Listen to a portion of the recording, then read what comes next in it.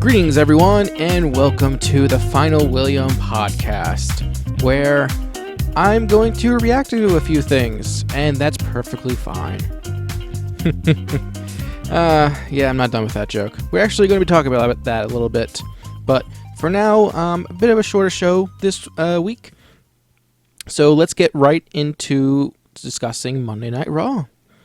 So, Monday Night Raw was this past Monday, obviously. And it did not open up with a 20-minute authority promo, which is always a welcomed, always a welcomed change of pace. But instead, it opened up with Paul Heyman and Brock Lesnar giving a promo in the ring, which, again, is an improvement because Paul Heyman's really good. And basically talking about how Brock Lesnar is going to win at Fastlane. And he was interrupted by Dean Ambrose, with Ambrose coming out and basically telling Brock that at Fastlane, it doesn't matter how many times he gets dropped and suplexed by Brock Lesnar, he is going to keep coming at him, and he will overcome and win, which is very simple, very, very to the point. The promo itself only lasted 15 minutes, so it was a much simpler, much more digestible promo, and it wasn't just the Authority saying, "Hey, we're the best. You should, fear us," and all that. So that's always a positive. The thing that really stood out for me is that how much I really want Dean Ambrose to be the one to win the main event at Fastlane, just because he's really good. He's a really good talker, and I really like him, and it's something different, and it'd be really nice for him to win. And it's like, who do I gotta appeal to at WWE to have Dean Ambrose win at Fastlane and not Roman Reigns? I don't know. After that, we had a United States champion Kalisto facing Rusev in a non-title match. It was a good match. There was a weird moment where Kalisto did his head spike Hurricane Rana, and Rusev's head clearly didn't hit the mat. It wasn't even close, but he sold it anyway because, sometimes you just go with it. It was a good match. Del Rio was on commentary on the outside. Kalisto ended up winning by countout, which some people were making fun of because it was declared a huge countout victory for Kalisto.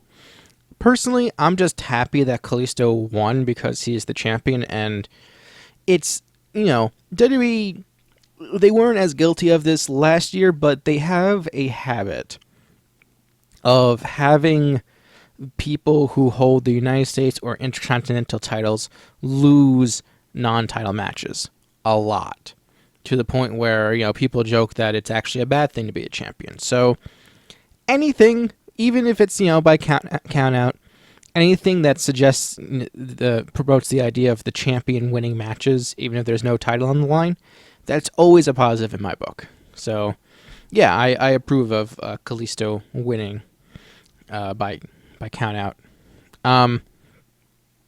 So apparently Brie Bella is face again. She gave us a update with about Nikki's condition. And she'll be back eventually, hopefully. And then Charlotte interrupted, saying that she's the best, and that, insulting Nikki and all that. Led to a match between the two of them.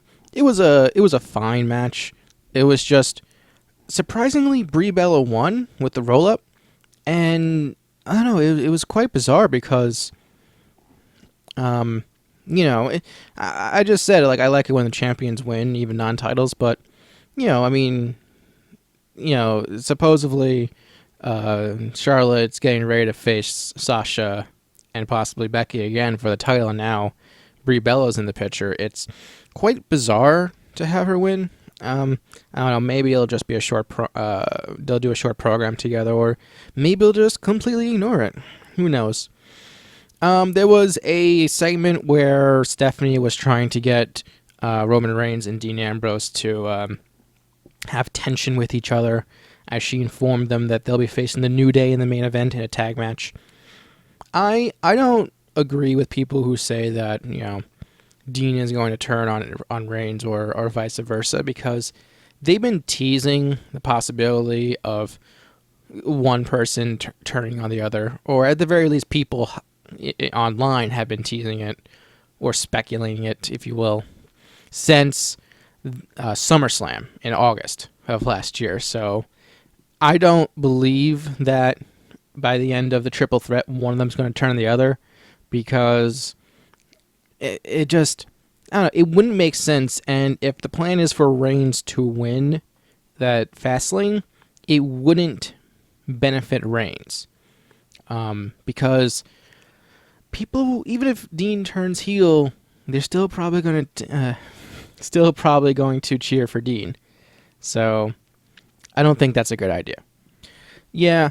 While I did like this Raw, simply because there was a lot of perfectly fine matches in this episode, there were moments where, I don't know, I seem to have lost track of what was actually going on sometimes, because, Raw is 3 hours long, and that is, sometimes that could be hard to keep up with. But looking back at what happened, there was nothing that was particularly bad. You had Titus O'Neil and Tyler Breeze had a perfectly fine match. I'm sad that Tyler Breeze lost and that they've just, done nothing with him ever since they brought him up to the main roster. He really does deserve better, because he's just really good, and it's not fair to him at all. We had Big Show defeat Eric Rowan in a match, which I'm honestly surprised he won, and then it turned into a beatdown where the Wyatt family beat up Big Show after the match. And say what you want about Big Show, but he was willing to take a suplex onto the steel steps, which has to suck. I don't care who you are, that has to hurt. And, Big Show, I imagine, is in a position where he can refuse to do that sort of stuff, but he doesn't, and that's perfectly fine. So good on him. And I don't care what anyone says. I still like the Big Show. The Usos defeated Adam Rose and Curtis Axel from the Social Outcasts this week. It was a fine match again. I think I'm higher on the Usos than other people are. What's really weird is that instead of introducing the Usos as the Slammy Award-winning team for Best Team of the Year, Lillian Garcia accidentally introduced them as the Grammy Award-winning team, and they made a big deal out of that on commentary and on Raw in general, and a lot of people on Twitter talked about it. I don't know. I didn't think it was a big deal. Just whatever, it happens. You can joke about it all you want, but whatever. Later on in the night, Kevin Owens and Dolph Ziggler had a match against each other. It was a rematch from last week, and it was a good match for TV, and really enjoyed it. And I was very surprised that Dolph Ziggler ended up winning. Just because Kevin Owens seemingly had the win on him just about all the time, and as a result, it seemingly came out of nowhere. But I guess they had to give him one, so good on him. But it's just, I'm kind of moved past Dolph Ziggler at this point as a fan. It's just, he's there, he does his thing. Maybe they definitely should have done more with him in the past, but at this point, it is what it is. There are other people I'd rather get pushed to higher status than him at this point. And it might sound a little mean, but that's the truth. Sasha Banks came out, did a promo saying how her goal is to become the Divas champion, which makes sense. Everyone should want to become a champion in storyline. And her two buddies from Team Bad, Naomi and Tamina, came out. They claimed, we support you in what you do. And Sasha went on to have a match with Becky Lynch. And, it made it look like that Team Bad was all on the same page still, but you kind of knew what was coming. Basically, Naomi and Tamina attempted to to beat up Becky behind the referee's back and help Sasha win via cheating. Sasha came out and told them to stop, don't do that, I don't need your help. This led to tension between the three, and Naomi and Tamina started beating up Sasha, and the match ended by disqualification at that point. It was a fairly short match, once again, between the two of them, but it was fine, and again, it was, purpose for storytelling. Becky ended up helping Sasha fend off the other two, and it seems like for the time being, at least, Sasha is now officially a face, and Sasha and Becky are now on the same page. It's very interesting because Sasha, seemingly, her character works better as a heel, but people really like her. So you have to find a real balance between the two to see if, how you work out the dynamic. But we'll see where they go with this, and maybe they turn her face just so they wouldn't have a heel versus heel match when she faces Charlotte in what I assume will be a one-on-one match. We'll just have to see. In the main event was Reigns and Ambrose versus Big E and Kofi from the New Day. It was a good match. I really enjoyed it. The four of them work well together.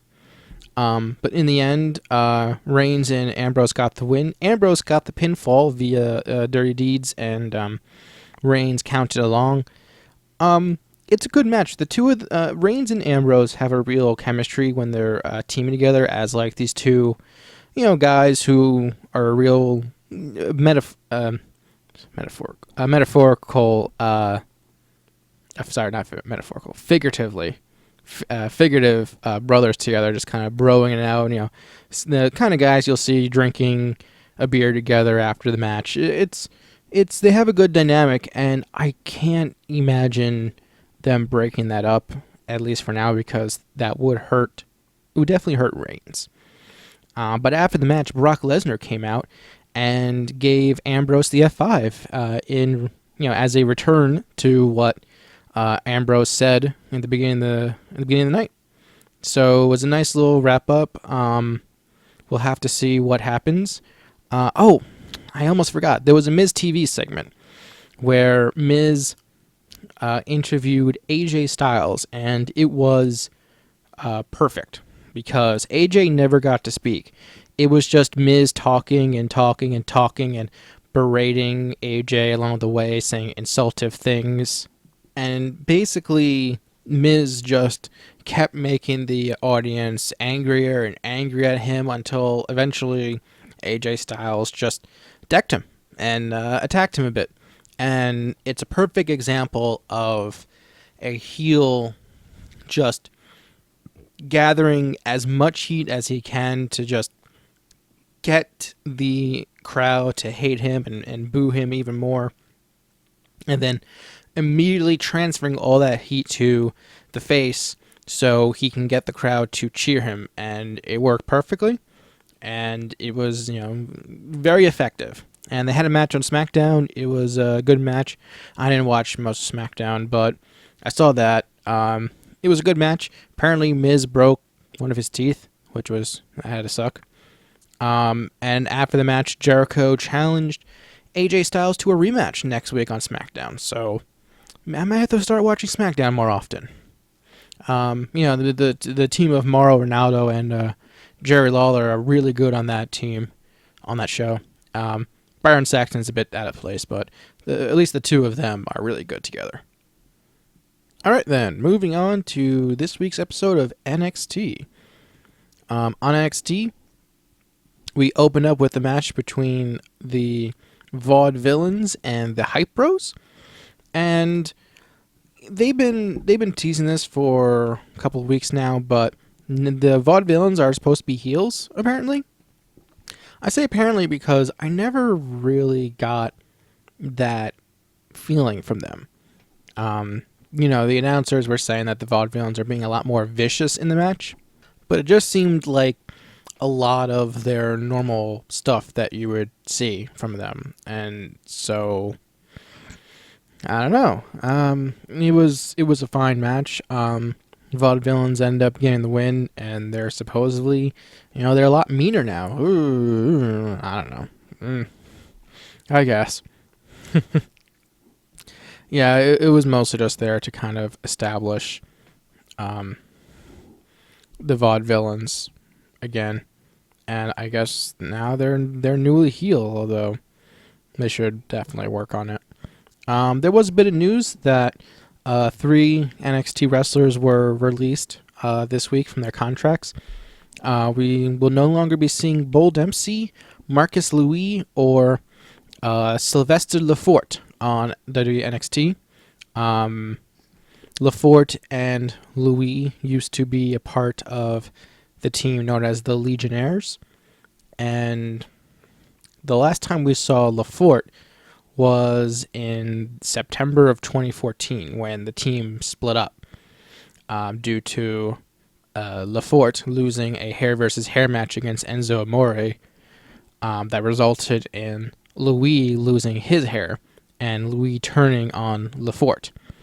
Louis then would turn into like this psychopath monster character that really went nowhere, and we hadn't seen much of him either since then. We saw him every now and again, but nothing much to talk home about. So nothing much was missed. I'm not really gonna miss either of them.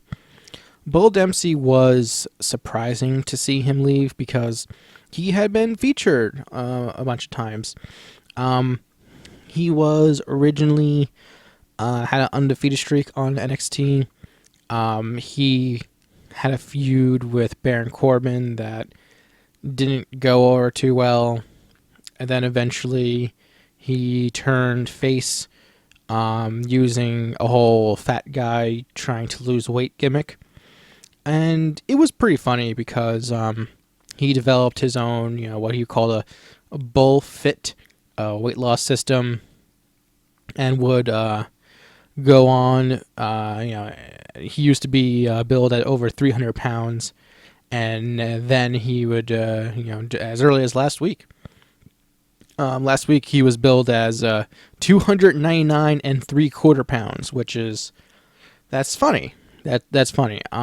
Unfortunately, he hasn't done much in terms of winning quite some time, so I guess they just didn't have anything for him, and they let him go too, so he'll be missed. Can't say much for the other two, but best of luck to all three of them in their future endeavors, as they say. There was also a pair of squash matches on the show, as Kaz and Enzo ended up beating two dudes who didn't bother to tell us their names. It was a good match just to kind of, help reestablish Kaz and Enzo. Squash matches it's just meant for the winning participant or participants to show off their moves and get people to cheer for them. So definitely did that. And also Asuka beat Santana Garrett via submission. And I really like Asuka. This is the first chance I get to say this. Asuka's great. She just... I really hope when they bring her up to the main roster eventually that they don't screw her up, because I am afraid that they're going to look at the fact that she's Japanese and have her do some stereotypical Japanese things. But hopefully that's not the case. But, for now at least, I look forward to what I imagine will be an eventual match between Bayley and Asuka, because that's the end result, I imagine, at least for now. One of the goals of this episode of NXT was establishing Carmella and really promoting her, because next week she is going to be facing Bayley for the championship. She had a nice sit-down interview with Todd Phillips talking about her past. Apparently her father is a former wrestler herself, and basically talking about how she and Bayley are best friends, and that they're going to put their friendship aside during the match, and they're going to go all out, but they'll still remain friends afterwards. And I think that the match between Bayley and Carmella is going to be really good, mainly because they are real-life best friends, and I imagine that they're going to work really hard to make sure that they both look good by the end of it. So I look forward to that match next week. Carmella also had a match against Emma. It was a fine match. Carmella won with the backslide, which, I would like it if Carmella established a non-submission finisher. But it was a fine match. It was made to make Carmella look good, and I think it did. So I look forward to Carmella versus Bayley next week. Also, it was announced that as a result of the triple threat match from last week, that Samoa Joe and Sami Zayn would face each other again, this time in a one-on-one match for the number one contendership to Finn Balor's NXT title. Baron Corbin demanded that he be put into the match, although William Regal basically told him, well, no, because you were definitely the one who lost the match, so you are out of the title picture. That didn't make him happy, so we'll have to see what happens with that. And then the main event was Baron Corbin versus the NXT champion Finn Balor in a non-title match. It was a good match. I really enjoyed it. It started slow with a lot of headlocks and some grappling, but they built up to escalate the action even more. You saw a lot more really big moves between the two of them. There was a very clear pace that they wanted to build up to, and in the end, Finn Balor won with a combination of the coup de grace and a brainbuster thrown in for good measure to win the match. And just like they started the match with a handshake, they ended the match with a handshake, and the two of them congratulate each other. And that's how and it was a really good example of how you have a face versus face match between two guys, and the crowd was into it, and it accomplished what it needed to do. It made Apollo Crews look good, but at the same time, Finn Balor is the champion, and he continued to win. And that was NXT for this week. It was a good, solid episode overall. Really liked it. All right, moving on now to Team Ninja Warrior, Episode 3. Now, Arsenet and myself, actually, we've gone over this episode in pretty good detail already on the Final Stage podcast this week, but just to go over it a little bit. So in this particular episode, we saw Kevin Bull and his Expendables go up against Tremaine Deutsch and his Trey's Amigos. The Expendables consist of Kevin Bull, Alan Keneally, and Rusey Romberg. Trey's Amigos consist of Tremaine Deutsch, Annie Lowe's, and Cassandra Deutsch, who is Tremaine's wife. And in the second half of the first round, the first half, we saw Team Alpha, consisting of Brent Sefferson, Evan Dollard, and Casey Catanzaro, face up against Team Stratusfaction, consisting of Ryan Stratus, Grace Jones, and Michael Bernardo. Overall, really good episode. It was easily the best episode so far. A lot of action, a lot of really close races. The fifth obstacle in this course was the floating steps, which is a modified version of the Devil Steps. And holy crap, Ryan Stratus is really good at doing the floating steps. It's crazy how fast he can do those, and that helped him on more than one occasion during the course of this episode. He did a fantastic job. Really good stuff. In the first round, Stratusfaction ended up beating Team Alpha, and Expendables ended up beating Trey's Amigos.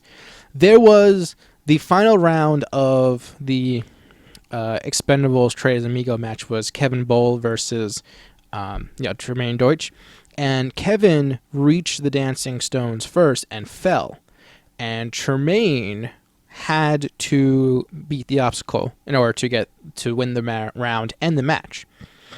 And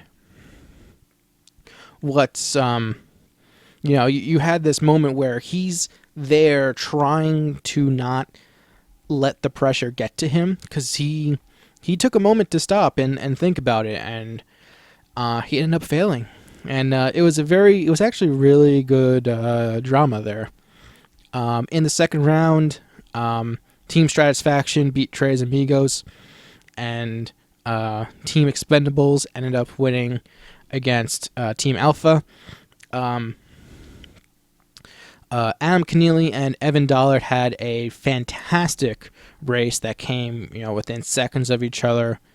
Kevin Bold pretty much saved his team that round, and in the end, in the relay, the Expendables ended up beating Team Stratisfaction.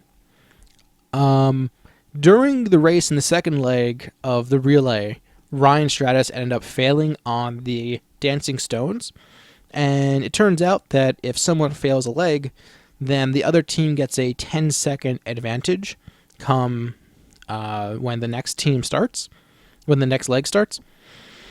So yeah, I guess that answers that question. I am interested in what happens if someone fails the third leg of the course. So, we'll have to wait and see if someone fails to see what happens. Might just be normal furthest to the fastest at that point. But it'll be interesting. It'll be interesting to see. So there you go. Expendables now joins Team Midoriyama and Team TNT in the finals. And next week, I know we're going to see Team Ronin, which is Flip Rodriguez's team. As for the other teams, I haven't caught them, so couldn't tell you. We'll have to wait and see. But yeah, this week's episode was overall the best one so far. A lot of action, a lot of close finishes, a lot of instances of people finishing the course. If you haven't seen Team Ninja Warrior yet, I highly recommend it. Overall good stuff. So yeah, like I said, definitely a shorter episode this week. Apologies if you wanted a longer episode, but there just isn't as much for me to talk about, I feel like. So let's end this episode talking about the Fine Brothers and the whole controversy that happened this past week. That was just absolutely crazy. So last Tuesday, not this past Tuesday, but last Tuesday, the Fine Brothers announced that they would be launching a program called React World, where you can license their show in exchange for sharing the revenue, which essentially they're essentially announcing a multi-channel network. So, a lot of people thought it was kind of just whatever. What then happened was, on the following Thursday, it was discovered that the Fine Brothers had filed a trademark on the word React, as well as on the titles Kids React, Teens React, Elders React, Adults React, Try Not to Smile or Laugh, Do They Know It, Kids versus Food, and whatever else show that they had. I think that there was a few more. Supposedly, they were trying to file a trademark on gaming, in relation to making videos, but I was unable to find any proof on that. So for now, that last one I'm taking as a rumor. There's no proof that, for me at least, that they were trying to trademark gaming. But putting a trademark on the word React in regards to making videos is a very tricky, it's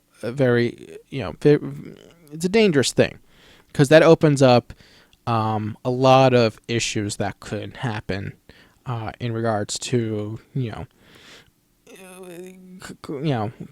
asking for pull downs on certain things because of titles and stuff.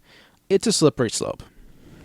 And as a result, they started to lose some subscribers because people were not happy. But if you look at Social Blade, really, they weren't losing that much starting Thursday. I mean, on Thursday, they only lost 275 subscribers, which that's not a lot when you have over 14 million.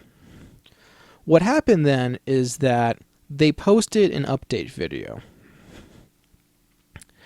And the update video is probably the worst thing they could have done, because they were trying to explain themselves, claiming that they don't have a copyright on React videos, which is already a bit shady, because they said they don't have a copyright, which is different than saying that they don't have a trademark on something. But they try to said like, oh, when we said license our format, they like, oh, exactly what you see. But the problem is that like in the past they have gone after Ellen for doing a skit where she showed old technology to children, and you may have seen people, a post going around of the Fine Brothers Facebook post saying that no, they're not happy with what Ellen did, and some people are questioning its legitimacy because the title of the Facebook page was the Fine Bros Fans instead of Fine Brothers Entertainment, which is what the Facebook page is called now. The thing is, I did a little research in that if you type in the Fine Bros Fans on Facebook, I was directed to posts by pages like the Nerdist and the Blacklist, official stuff, official pages of channels much, much bigger than me. And in the post, they were talking about one of the videos that the Fine Brothers made, and they linked to, and in Facebook you can link names, and one of the names that they tagged was the Fine Bros Fans. And if you click on the Fine Bros Fans, the URL that brings you to it is the Fine Brothers Entertainment Facebook page. So yes, the Facebook page, them talking about Ellen, is legit. And it also, there's also tweets that are still up, last time I checked, of them talking about Ellen as well. So, the whole kind of like their format thing it's unclear, because what Ellen did is clearly not their format. They're just seemingly were angry at the idea of Ellen showing kids old stuff, which the whole idea of sitting down with kids and talking to them, like, that wasn't created by the Fine Brothers. It was, you can trace that as far back as, kids say the darndest things. So it's definitely shady to say that. It's also part of the why I don't think this whole thing is misguided. It definitely felt like a business move to try to make some money. Yeah, it wasn't good. And the update video itself, they're trying to explain their position, but they come across as very angry and condescending as they were doing it. And you had an instance of like one of the brothers shaking their heads, and another one, one of them also rolled his eyes, and it's like, it was the worst thing, because it's trying to defend yourself, but instead you're just making yourself look bad. And that's when the crap started to hit the fan for them. On Sunday, they lost over 100,000 subscribers. And on Monday, they lost even more than that. They lost over 140 subscribers.